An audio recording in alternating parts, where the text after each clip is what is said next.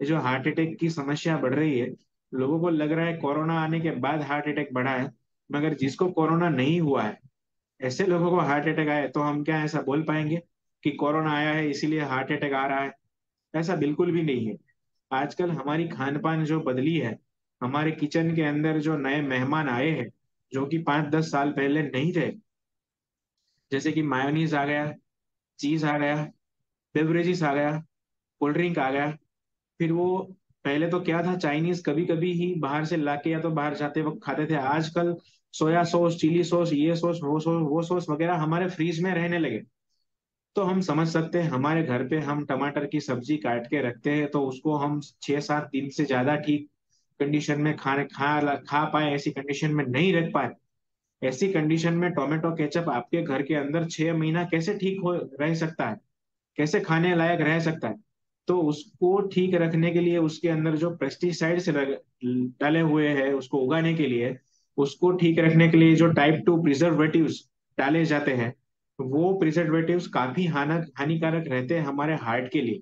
Mayonnaise आ गया, लोगों को अभी ऐसा हुआ कि पहले चीज जो आती है वो पहले खाना शुरू कर देते हैं कि चीज आया तो सब चीजों में चीज। फिर कुछ हमारे जैसे हेल्थ कॉन्शियस लोग बोलते हैं चीज नहीं खाना चाहिए, तो वो लोग क्या करते हैं, चीज का अल्टरनेटिव ढूंढते हैं। जैसे कि मायोनीज आ गया, तो अभी चीज मत खाना भाई, मायोनीज खाना, वो चीज तो बहुत नुकसान है। तो मायोनीज तो उससे भी ज्यादा 10 गुना नुकसान करता है। ये सब चीज हम अ, बहुत ही ज्यादा तेजी से और ज्यादा ज्यादा क्वांटिटी में, मात्रा में कंज्यूम कर रहे हैं। यही वजह है। और जो बेवरेजेस, मल्टीनेशनल ब्रांड के जो बेवरेजेस है, उसका तो हम समझ ही नहीं पाएंगे कि उसका इंग्रेडिएंट है वो किस लेवल का हानिकारक है। उसके बारे में भी नेक्स्ट हेल्थ सेमिनार में मैं डीप में बताऊंगा कि उसको कैंसर और हार्ट फेलियर कैसे होते हैं। तो ये सब चीजों से हार्ट फेलियर का छोटी उम्र वाले बच्चों में भी ज्यादा हो गया, क्योंकि फास्ट फूड खाने का जो प्रपोर्शन है वो छोटी उम्र में ज्यादा रहता है, उसकी फ्रीक्वेंसी भी ज्यादा रहती है।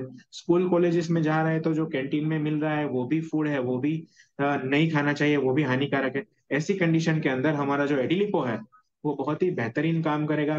पहले ये जो हार्ट फेलियर, बीपी, डायबिटीज, ये सब नॉन कम्युनिकेबल डिसीज में काउंट हो रहे थे, एनसीडीज, मतलब कि 60 साल के बाद, बहुत ही बड़ी उम्र हो जाने के बाद आने वाले डिसीज। मगर अभी वो एनसीडीज जो रह थे वो अभी रहे नहीं, क्योंकि कोई भी एज के लोगों को हार्ट अटैक आ जाता है, कोई भी एज के लोगों को डायबिटीज हो जाता है। तो एडिलिपो का एक रिजल्ट शेयर करना चाहूंगा। सनाथना रवि करके एक पेशेंट है जो कि हैदराबाद से है। वो कल पेशेंट वो मुझे मिलने के लिए राजकोट आया था स्पेशली। सिर्फ 3 घंटे के लिए राजकोट वो बंदा रुका था, सिर्फ मुझे मिल के चला गया।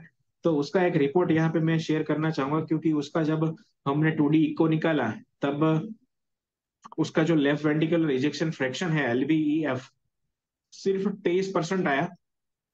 ऐसी कंडीशन में उसके कार्डियोलॉजिस्ट ने उसको यही बोला था कि आपका जो हार्ट है वो बिल्कुल फेलियर की ओर जा रहा है। सर थोड़ा जूम करेंगे ना तो उसका इमेज है वो अच्छे से दिख पाएगा। 23% मैंने एरो मार्क करके रखा है कि उसका बस अभी क्लियरली दिख रहा है कि उसका EF, left ventricle effective flow जो है 23% है। 20 अप्रैल का रिपोर्ट है, मगर हमने ट्रीटमेंट शुरू किया था 1 जून को। 1 जून को उसको मेडिसिन मिला था जब यहाँ से हमने हैदराबाद कोरियर किया था। तो 23% इफेक्टिव फ्लो, मतलब कि हार्ट को नॉर्मल रखना है। अगर नॉर्मल हार्ट उसी कंडीशन में कहलाता है जब उसका इफेक्टिव फ्लो है वो 60% हो या तो 55% हो। तो 55% से कम अगर हमारा इफेक्टिव फ्लो रहता है तो डॉक्टर है वो एनेस्थेशिया देने के लिए मना करता है। ऑपरेशन पॉसिबल नहीं है, क्योंकि एनेस्थेशिया देने के बाद वो फिर से वो पेशेंट को एनेस्थेशिया का इफेक्ट है वो जाएगा नहीं बॉडी में से, और वो पेशेंट है वो कोमा में जा सकता है। तो ऐसी कंडीशन में वो पेशेंट मेरे पास आया, और पेशेंट का खासियत यह है कि वो खुद साइंटिस्ट है। तो उसको समझाना और एलोपैथी डॉक्टर्स की बात जो है उसको बदल के हमारी बात रखना, हमारा कॉन्फिडेंस देना आयुर्वेदिक प्रोडक्ट से, वो बहुत ही मुश्किल था। फिर भी कैसे भी करके हमने पिछले प्रीवियस जो पेशेंट है उनका रिव्यू बता के उसको हमने मेडिसिन शुरू किया। एडिलिपोस, सुबेक्थोन जूस, लिवीज, गैसोफ्री, आंवला और कब्जर, और मेरा भी एक मेडिसिन दिया था इस पेशेंट को। तो 14 अगस्त को उसका रिपोर्ट हम देख सकते हैं सर। फिर से हमने 2D को करवाया, मतलब जून, जुलाई, अगस्त, अगस्त आधा महीना और 2.5 महीने के अंदर उसका लास्ट रो में हम देख सकते हैं लेफ्ट वेंट्रिकुलर रिफ्लेक्टिव फ्लो है वो 51% है। यस, ये रहा, मैंने एरो भी मार्क किया है। तो सिर्फ 2.5 महीने के अंदर उसका एलोपैथी मेडिसिन कुछ ना कुछ खून पतले का कतला पतला करने का वो क्लोपिडोग्रेल वगैरह चालू ही था, वो हमने बोला था आप चालू ही रखो, उससे हमारे मेडिसिन को कुछ नुकसान होने वाला नहीं है। मगर इजेक्शन फ्रैक्शन हम देख सकते 51%। अभी ये पेशेंट का हालत ऐसा हो गया कि कोई भी कंडीशन का उसका ब्रेन का भी ऑपरेशन हो सकता है। अभी फिर से वो रिपोर्ट कराएंगे तो मुझे मालूम है उसको 55% के ऊपर ही इफेक्टिव फ्लो आएगा।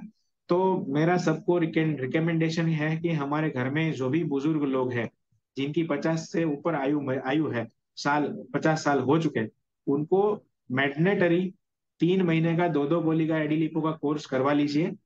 हार्ट का प्रॉब्लम आएगा ही नहीं, मैं दावे के साथ बोल सकता हूँ। ऐसे मेरे पास काफी सारे पेशेंट का रिजल्ट मिला हुआ है, मगर कुछ प्राइवेसी की वजह से और ज्यादातर पेशेंट जल्दी हार्ट की बीमारी में से एस्केप हो जाते हैं ना, तो फिर रिपोर्ट भी हमारे पास भेजते नहीं है। तो एडिलिपो का ऐसा एक्सपीरियंस है। आजकल हार्ट अटैक की बीमारी जो जिस तेजी से बढ़ रही है, हम सबका कर्तव्य है, फर्ज है कि लोगों को हम ये बीमारी में से बाहर निकालें। उसके बाद का